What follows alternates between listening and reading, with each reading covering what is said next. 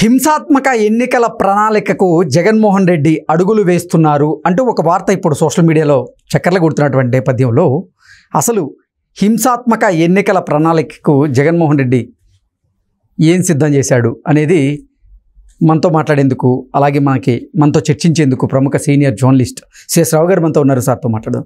Sir hi sir. Hello. హింసాత్మక ఎన్నికల కోసం జగన్మోహన్ రెడ్డి కొన్ని ప్రణాళికలు సిద్ధం చేస్తున్నారు అంటూ కొన్ని వార్తలు అయితే ఇప్పుడు సోషల్ మీడియాలో చక్కర్లు కొడుతూ ఉన్నాయి. ఆ ప్రణాళికలు ఏంటంటే ఏం చెప్తారు సార్? సో ఒకటి ఏంటంటే ఇప్పుడు మనం చెప్పడం కాదు కానీ ఫస్ట్ నుంచి అనుమానిస్తుంది ఏంటంటే తెలుగుదేశం పార్టీ కానీ జనసేన కానీ ఇప్పుడు బీజేపీ కూడా అదే చెప్తున్నారు. అమిత్ షా అదే చెప్తున్నారు, నరేంద్ర మోడీ కూడా అదే చెప్తున్నారు. రౌడీ రాజ్యం వస్తుంది, రౌడీలు పొంచి పోషిస్తున్నారు, మాఫియా తయారైందని చెప్తున్నారు. మరి మనం ప్రత్యేకంగా చెప్పవసరం లేదు. అయితే జగన్మోహన్ రెడ్డి అనగానే ఫస్ట్ గుర్తొచ్చేది ఏంటంటే ఫ్యాక్షన్ నేపథ్యం గుర్తొస్తుంది. సరే, ఆయన ఫ్యాక్షనిజం చేశారా లేదా అనేది తర్వాత సంగతి. నేపథ్యం అయితే ఫ్యాక్షన్ నేపథ్యం వస్తుంది.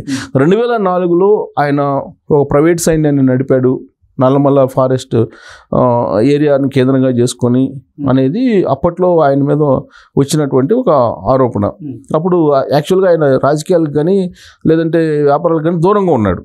అయినప్పటికీ కూడా అప్పట్లో వినిపించినటువంటి ఏంటంటే నల్లమల్ల ఫారెస్ట్ ఏరియాకు సంబంధించి ఆ నల్లమల్ల ఫారెస్ట్ ఏరియాలో ఉండేటువంటి దాదాపు 80-90 కాన్స్టిట్యున్సీలు ఉన్నాయి ఉమ్మడి ఆంధ్రప్రదేశ్లో. ఆ 80-90 నియోజకవర్గాలకు సంబంధించి ఒక ప్రైవేట్ సైన్యాన్ని నడిపారు. అప్పట్లో నక్సలిజానికి యాంటీగా మేనిఫెస్టోలో పెట్టారు చంద్రబాబు నాయుడు. వాళ్ళు కూడా చేసి నాటు తుపాకులు ఏదో చేశారు, మొత్తం కలిపి ఏదో రకరకాలు వినిపించాయి. సరే, ఆ తర్వాత 2009 వచ్చింది. 2009 వచ్చేళ్ళకి ఆయన డైరెక్ట్గా సీన్లోకి రావడానికి రెడీ అయిపోయారు. సో 2009లో రావడానికి రెడీ అయిపోయిన క్రమంలో రాజశేఖర రెడ్డి హఠాత్తుగా ఆయన ప్రమాదానికి గురి కావడం, చనిపోవడం ఇవన్నీ చూసాం. ఆ తర్వాత ఈయన డైరెక్ట్ పాలిటిక్స్లో రావడం, కాంగ్రెస్ని వ్యతిరేకించడం, జైల్లోకి పోవటం, ఓదార్పు షర్మిలా చేయటం, ఇవన్నీ చూస్తూ వచ్చాం. అయితే 2014 ఎన్నికల్లో ఈయన ఓడిపోయారు. 2014 ఎన్నికల్లో ఓడిపోయిన తర్వాత కొంత ఆయనకి పరిణితి రాజకీయంగా వస్తుందేమో అనుకున్నారు. కానీ 2019కి వచ్చేటప్పటికి ఆయనకి ప్రశాంత్ కిషోర్ తోడయ్యాడు. ప్రశాంత్ కిషోర్ తోడైన తర్వాత సమాజాన్ని ప్రాంతాల వారీగా, మతాల వారీగా, కులాల వారీగా ఎలా విడగొట్టి భావోద్వేగాల నుంచి ఓట్లను సంపాదించుకోవాలి అనేది నేర్పించాడు.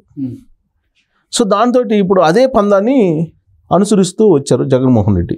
ఆయన స్పీచ్ల్లో కానీ లేదంటే ఆయన వ్యవహార శైలిలో కానీ ఆయన పరిపాలనా విధానంలో కానీ అవే కనిపిస్తూ ఉంటాయి మనకి. సో ఇప్పుడు ఎన్నికల్లో యాక్చువల్గా ఆయన అనుకున్నది ఏంటంటే తను ఫ్రీబీస్ ఇస్తున్నాను, బటన్ నొక్కుతున్నాను, 130 సార్లు నేను బటన్ నొక్కాను, 2 సార్లు నొక్కండి అని చెప్పి మనం చెప్తున్నాడు. ఆయన ఏమనుకున్నారంటే ఇంతమంది లబ్ధిదారులకు నేను ఇచ్చాను కదా, సో వీళ్ళందరూ నాకు ఓటేస్తారని చెప్పేసి అనుకున్నాడు ఆయన. ఇదే భావన చంద్రబాబు నాయుడు కూడా 2019 ఎన్నికల ముందు ఉంది. ఆయన మీకు గుర్తుందో లేదో, చంద్రబాబు నాయుడు ఆ మాట ఒకసారి ఏమాట అన్నాడంటే, నేను వేసిన రోడ్ల మీద మీరు నడుస్తున్నారు, నేను ఇచ్చిన మంచినీళ్ళు తాగుతున్నారు, ఇంకా అదేదో అన్నారు, ఇంకా చాలా నేను ఇచ్చిన ఉచిత పథకాల మీద మీరు జీవనం సాగిస్తున్నారు, మరి నాకెందుకు ఓటేరు అని చెప్పి అడుగుతూ 80% మంది పబ్లిక్ నా వైపే ఉన్నారు అని చెప్పి ఆయన ఆ రోజున భావించారు. సీన్ కట్ చేస్తే 2019లో ఏమైందో మనం చూసాం. చంద్రబాబు నాయుడు కన్నా కూడా పథకాలని తక్కువ ఇస్తున్నది జగన్మోహన్ రెడ్డి. లెక్కేసుకుంటే బడ్జెట్లో తక్కువ కేటాయింపులు ఉన్నాయి. సో కాబట్టి ఈ ఫ్రీబీస్, ఉచితాలు ఇవన్నీ పనిచేయవు అనేది అర్థమైపోయింది జగన్మోహన్ రెడ్డికి. ఇప్పుడు ఇంకా లాస్ట్ ఆప్షన్ ఏముంది? ఓన్లీ హింసాత్మకమైనటువంటి ఎన్నికలు మాత్రమే ఉన్నాయి.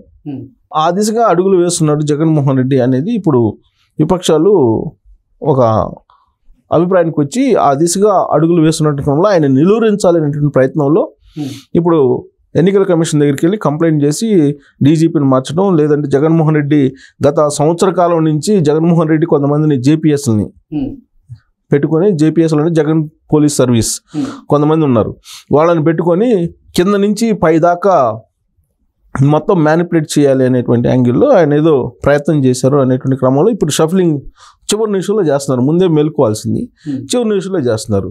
అయితే ఇక్కడ ఇంకోటి ఏంటంటే అసలు ఏ విధంగా ప్లాన్ చేసుకున్నారు అనేది తెలుగుదేశం పార్టీ వాళ్ళు కానీ లేదా జనసేన వాళ్ళు కానీ వాళ్ళు చెప్పేది ఏంటంటే,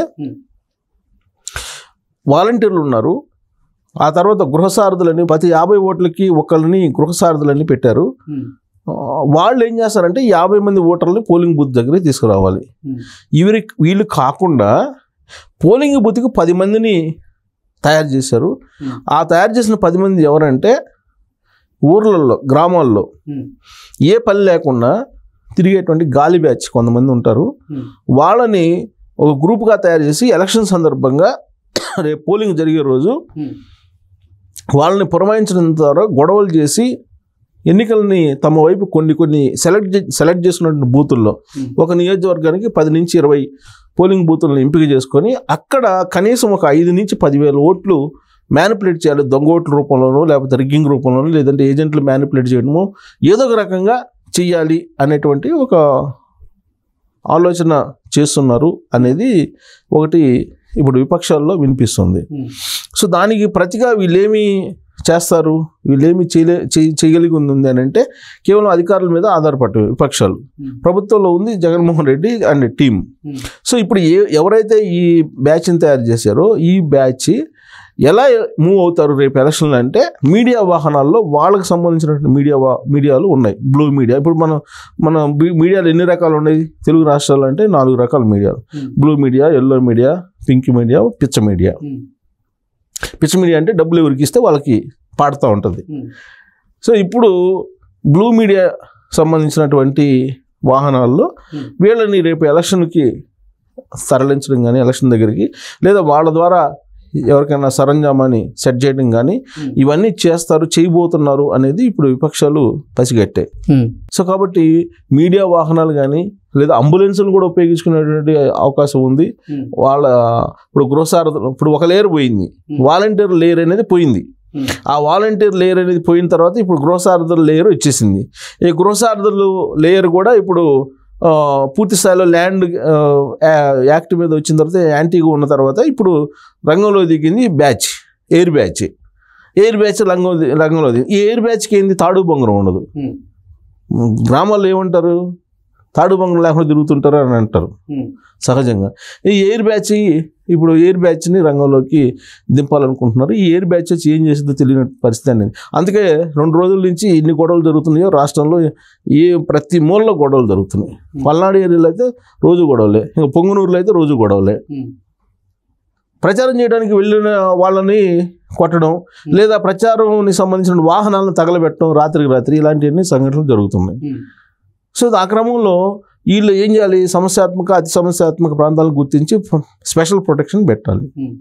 కానీ అది కూడా పెట్టడంలో పోలీసులు కారణం ఏంటంటే ఆల్రెడీ జేపీఎస్లు ఇప్పటికి కూడా ఉన్నారు అనేది. సో ఎంత ప్రక్షాళన చేసినా అదేం పోదు, కింద నుంచి మొత్తం కన్స్ట్రక్ట్ చేసుకుని వచ్చారు కాబట్టి. సో ఇప్పుడు ఈ ఎయిర్ బ్యాచ్ తోటి మరి ఏం చేస్తారనేది చూడాలి రేపు పోలింగ్ రోజు. Okay sir, thank you so much. హింసాత్మక ఎన్నికల కోసం జగన్మోహన్ రెడ్డి కొన్ని ప్రణాళికలు సిద్ధం చేస్తున్నారు అంటూ కొన్ని వార్తలు అయితే ఇప్పుడు సోషల్ మీడియాలో చక్కర్లు కొడుతూ ఉన్నాయి. ఆ ప్రణాళికలు ఏంటంటే ఏం చెప్తారు సార్? సో ఒకటి ఏంటంటే ఇప్పుడు మనం చెప్పడం కాదు కానీ ఫస్ట్ నుంచి అనుమానిస్తుంది ఏంటంటే తెలుగుదేశం పార్టీ కానీ జనసేన కానీ ఇప్పుడు బీజేపీ కూడా అదే చెప్తున్నారు, అమిత్ షా అదే చెప్తున్నారు, నరేంద్ర మోడీ కూడా అదే చెప్తున్నారు. రౌడీ రాజ్యం వస్తుంది, రౌడీలు పొంచి పోషిస్తున్నారు, మాఫియా తయారైందని చెప్తున్నారు. అది మనం ప్రత్యేకంగా చెప్పవసరం లేదు. అయితే జగన్మోహన్ రెడ్డి అనగానే ఫస్ట్ గుర్తొచ్చేది ఏంటంటే ఫ్యాక్షన్ నేపథ్యం గుర్తొస్తుంది. సరే ఆయన ఫ్యాక్షనిజం చేశారా లేదా అనేది తర్వాత సంగతి. నేపథ్యం అయితే ఫ్యాక్షన్ నేపథ్యం వస్తుంది. 2004లో ఆయన ఒక ప్రైవేట్ సైన్యాన్ని నడిపాడు, నల్లమల్ల ఫారెస్ట్ ఏరియాను కేంద్రంగా చేసుకొని అనేది అప్పట్లో ఆయన మీద వచ్చినటువంటి ఒక ఆరోపణ. అప్పుడు యాక్చువల్గా ఆయన రాజకీయాలకు కానీ లేదంటే వ్యాపారాలకు కానీ దూరంగా ఉన్నాడు. అయినప్పటికీ కూడా అప్పట్లో వినిపించినటువంటి ఏంటంటే నల్లమల్ల ఫారెస్ట్ ఏరియాకు సంబంధించి ఆ నల్లమల్ల ఫారెస్ట్ ఏరియాలో ఉండేటువంటి దాదాపు 80-90 కాన్స్టిట్యున్సీలు ఉన్నాయి ఉమ్మడి ఆంధ్రప్రదేశ్లో. ఆ 80-90 నియోజకవర్గాలకు సంబంధించి ఒక ప్రైవేట్ సైన్యాన్ని నడిపారు. అప్పట్లో నక్సలిజానికి యాంటీగా మేనిఫెస్టోలో పెట్టారు చంద్రబాబు నాయుడు. వాళ్ళు కూడా చేసి నాటు తుపాకులు ఏదో చేశారు, మొత్తం కలిపి ఏదో రకరకాలు వినిపించాయి. సరే ఆ తర్వాత 2009 వచ్చింది. 2009 వచ్చేళ్ళకి ఆయన డైరెక్ట్గా సీన్లోకి రావడానికి రెడీ అయిపోయారు.